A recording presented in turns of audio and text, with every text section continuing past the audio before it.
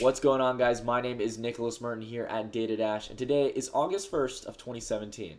So guys, as you all know, if you watch my videos, I love getting feedback in the comments below about what coin I should cover next. And guys, it seems like over the past half of July, there's been nothing but requests for this coin. It is no other than Populous. You guys have asked a lot about this on my channel, and I'd love to cover it, especially because of one reason, guys.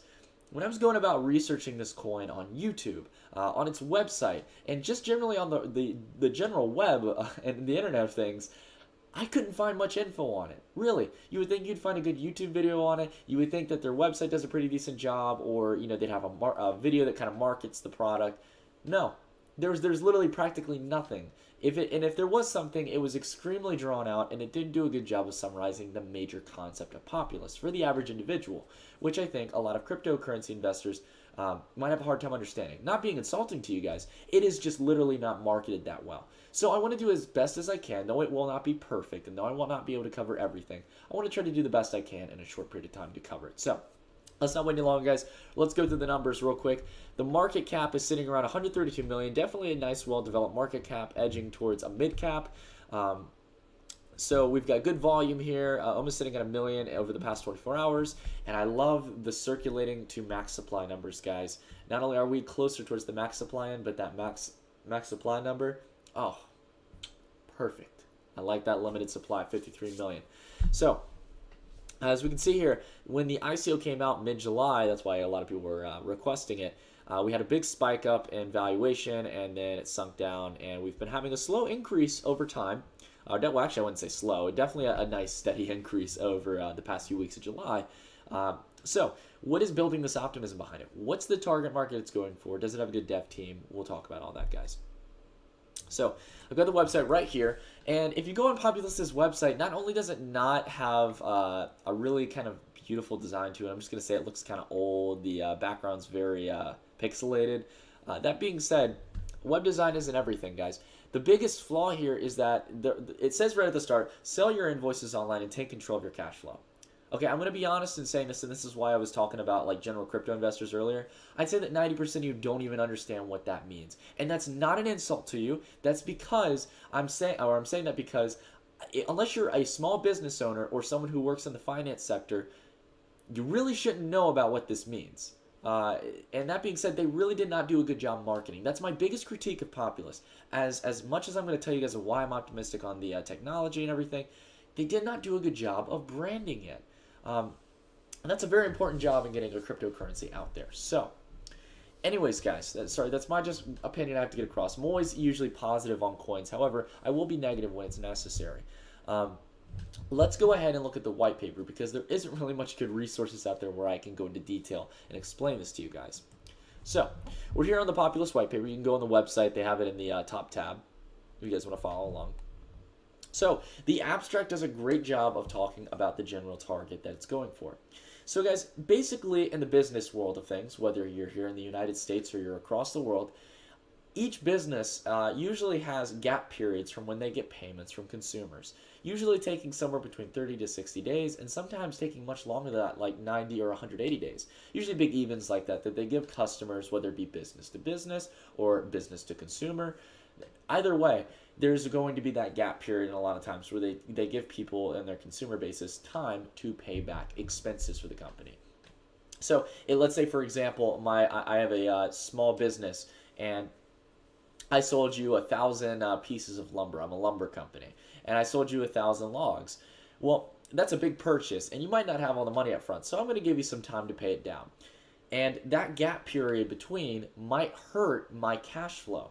Now, what does that mean? Well, basically speaking, let's say, for example, look, I just got a huge customer order for 50,000 logs. A lot of people are liking my brand so far, and I got to sell them those logs. However, I don't have the cash to buy the equipment to cut down all those things. I'm waiting for my customer to give me the money I need to buy that equipment.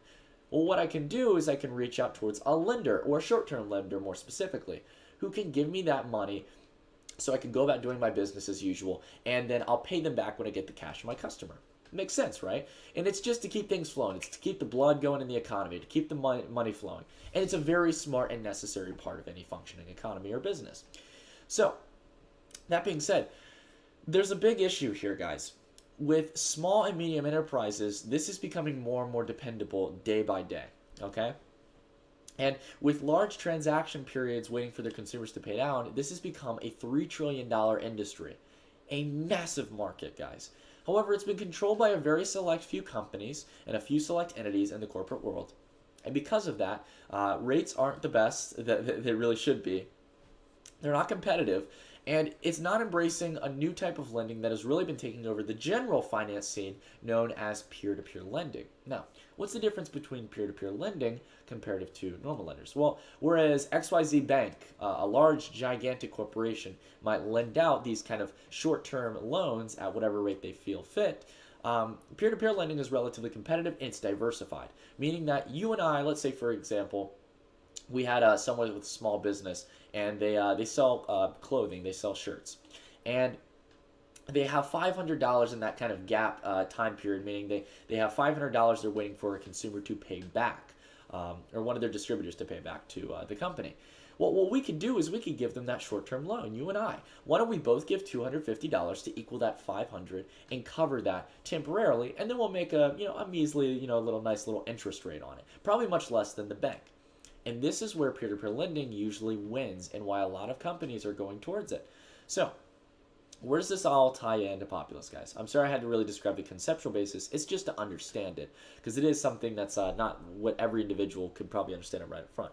Well, that being said, guys, there is a lot of companies that are requiring this. And what Populous is trying to do is it's trying to take that industry and bring it on the blockchain and bring it to a decentralized status where we as individuals can participate in helping to invest in these companies with our Populous, or the actual coin itself. So it's a really interesting concept, and I think it's going to attract a lot of companies. Now, what's really cool about Populous is it has a lot of automated processes on measuring, what companies that are safe to do this for, what are safe to invest in, and it's basically in a category of financial measures under what's known as XBRL, okay? And XBRL has become a growing way to actually analyze company information and financial statements. So, what are some of those ways? Well, there's a really cool formula they use called the Altman Z-score. And this is a way to measure the potential levels of bankruptcy for a company. So this is automatically built in the system. They have systems that read this and measure companies to make sure that you're not going to be investing in any high-risk clients. And people who are consistent, have good financials, and are known to pay back on time, and actually are serious actual clients that even exist in the first place. So it tries to cut out fraud and things of the sort. And then in XBRL, when companies input their information, it's all very clear and transparent to read.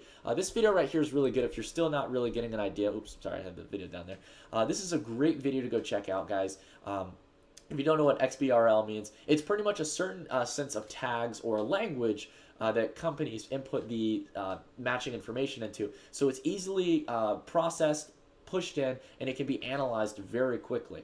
So, and they also, to add one more thing that they used when I was reading the white paper, they also use clustering, which is a form of data science and machine learning and measuring out, well, you could just actually technically consider it analytics as well, but it's basically measuring out what would be a good client to work with, what wouldn't be. So they have a lot of checks and balances in the system, which is really cool. And it's bringing it all to a peer-to-peer system on the decentralized blockchain where we can participate in it, guys. So, really interesting concept. Now, as I scroll down here, I'm trying to find, there's one last thing I wanted to look at. So yeah, they're all doing this through smart contracts as well. This is what I wanted to talk about. So, smart contracts establish the rules, much like any traditional smart contract, on how to execute things, how much populace we probably be giving to someone, etc. And it's really cool. I think that this has a lot of potential, guys. The biggest thing that I have now that I've kind of generally talked about the concept, I hope you guys get it, and if you still don't get it, please feel free to leave a comment below. I'll try to explain it a little bit better. I want to go back to the website here. As I stated before, the biggest problem with this coin is that as much as there might be a select few people who really get what this coin is going after and might be really putting some big money behind it, average everyday investors are going to be worried about investing in this, in my opinion.